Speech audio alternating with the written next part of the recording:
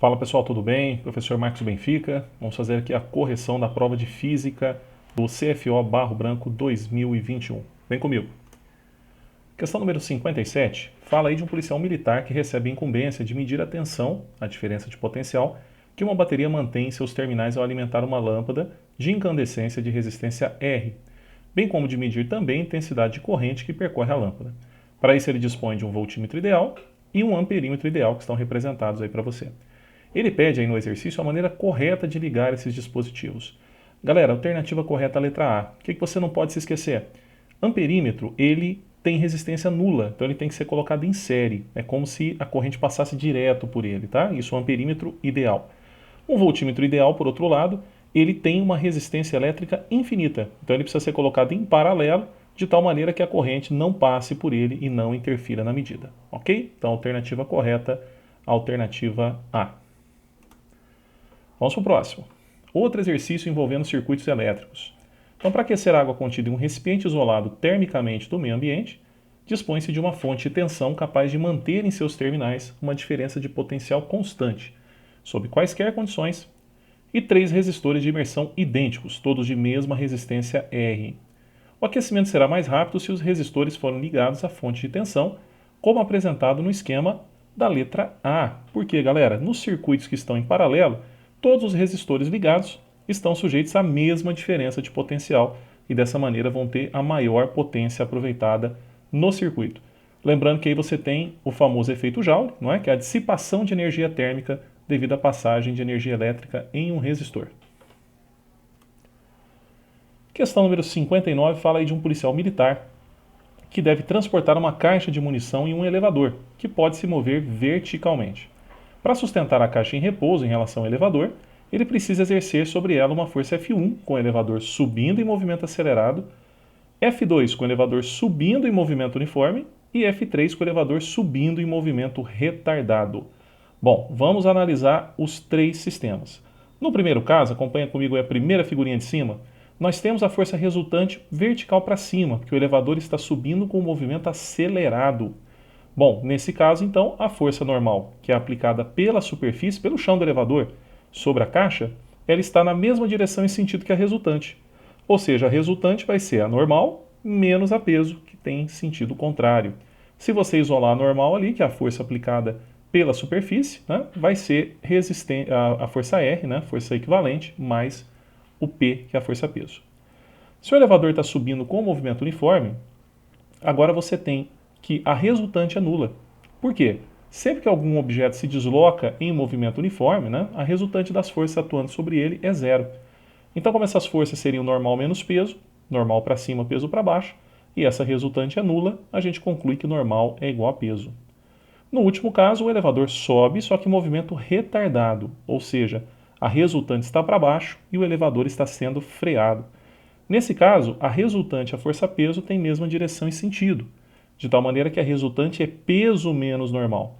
Quando a gente isola normal, a gente tem que normal é P menos R, ou seja, peso menos a força resultante. Dessa maneira, na sequência, o maior valor é no primeiro caso, R mais P, o segundo maior, o intermediário, N igual a P, segundo caso, e o terceiro e último, onde a normal vai ter o menor valor, N igual a P menos R. Portanto, ficamos com a alternativa A. Questão número 60 fala de um projétil que é lançado verticalmente para cima a partir do solo e após atingir uma altura máxima, Hmax, retorna ao ponto de lançamento. Considere a aceleração da gravidade constante e desprezível à resistência do ar. Os gráficos que melhor representam como a energia cinética e a energia potencial gravitacional do projétil variam em função de sua altura h durante a subida são. Meus amigos, não se esqueçam que a energia cinética depende da velocidade, mv² sobre 2. Então, no início, quando o objeto é lançado, ele tem a maior energia cinética porque sua velocidade é a mais alta. No entanto, quando ele chega no ponto mais alto da sua trajetória, aí ele vai ter a maior energia potencial gravitacional, uma vez que ela depende da altura, depende do valor do h. Fechou? Então, a alternativa letra C, energia cinética vai cair em função da altura e a energia potencial gravitacional vai subir em função da altura. Próxima questão, questão número 61. Essa é a questão que deu um pouquinho mais de trabalho na sua prova, né?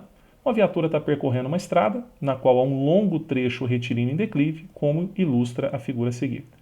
Ao longo da descida, quando ele atinge determinada velocidade, o motorista põe o carro em ponto morto para poupar combustível.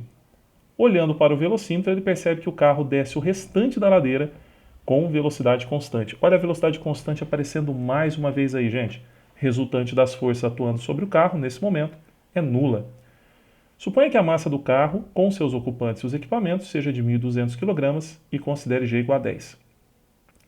Tendo em conta as distâncias indicadas na figura, o módulo da resultante das diversas forças de atrito que se opõem ao movimento do carro, enquanto ele desce a ladeira com velocidade constante, é de quanto?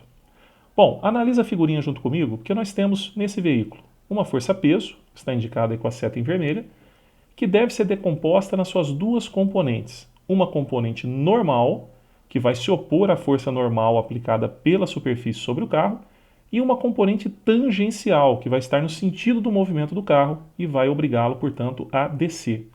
A força de atrito, meus amigos, ela se opõe a essa força que está aplicada pela força-peso na direção tangencial.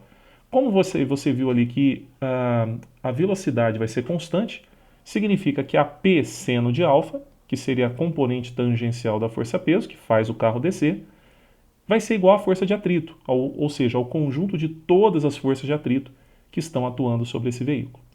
Para descobrir o seno desse ângulo, que é o ângulo de inclinação dessa pista, dessa rodovia, só você fazer o cateto oposto dividido pela hipotenusa, fórmula do seno, 500 por 2.500, você vai encontrar 0,2. Força-peso é massa vezes gravidade, então você tem aí 1.200 vezes 10, 12.000 newtons.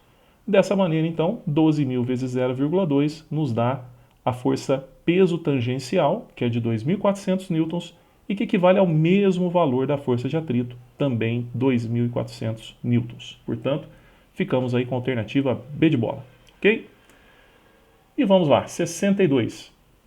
A tabela a seguir informa o calor específico de algumas substâncias. Aí temos ali água líquida, gelo, mercúrio, prata, etc. Consultando a tabela, avalie as afirmativas a seguir. A água, por ter um calor específico muito alto, é um excelente elemento termorregulador. A ausência de água faz com que nos desertos ocorram enormes diferenças entre a temperatura máxima e a mínima em um mesmo dia. Exatamente, meus amigos. Por isso que a água é utilizada como termorregulador nos seres vivos, de uma forma geral, e nos nossos veículos também. A gente coloca ali água no radiador para que ela funcione como um termorregulador, possibilitando as trocas de calor que são necessárias. Bom, então, certinha. Item 2. Para refrigerar uma peça aquecida é comum mergulhá-la em água. Será mais eficiente para esfriá-la, mergulhá-la em mercúrio. Só não se faz isso porque, além de muito caro, seus vapores são extremamente tóxicos. Ok, realmente o mercúrio é tóxico, mas veja, o calor específico dele é muito baixo, 0,03. Consequentemente, pessoal, com um calor específico mais de 30 vezes inferior ao da água, o papel dele como termorregulador é muito ineficiente, ou seja, ele consegue trocar calor de forma muito ruim. Portanto, não vai funcionar muito bem. Mesma coisa acontece com o ar. O ar também tem um calor específico baixo, relativamente à água, e a massa envolvida também não é muito grande, por isso que as trocas de calor usando o ar não são muito eficientes. Tá? Por isso que os motores refrigerados a ar não são tão eficientes quanto aqueles refrigerados a água.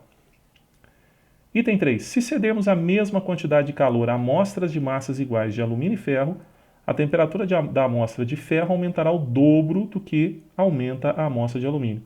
Verdadeiro. Massa e quantidade de calor vão ser as mesmas, então a variação de temperatura vai variar proporcionalmente ao calor específico. Como o calor específico de um é o dobro do outro, então você vai ter uma variação de temperatura nessa mesma proporção. Alternativa correta, portanto, letra C, 1 e 3 estão corretas. E fica para você aí o gabarito das questões que nós acabamos de resolver. Espero que você tenha ido muito bem e a gente se vê na próxima. Forte abraço!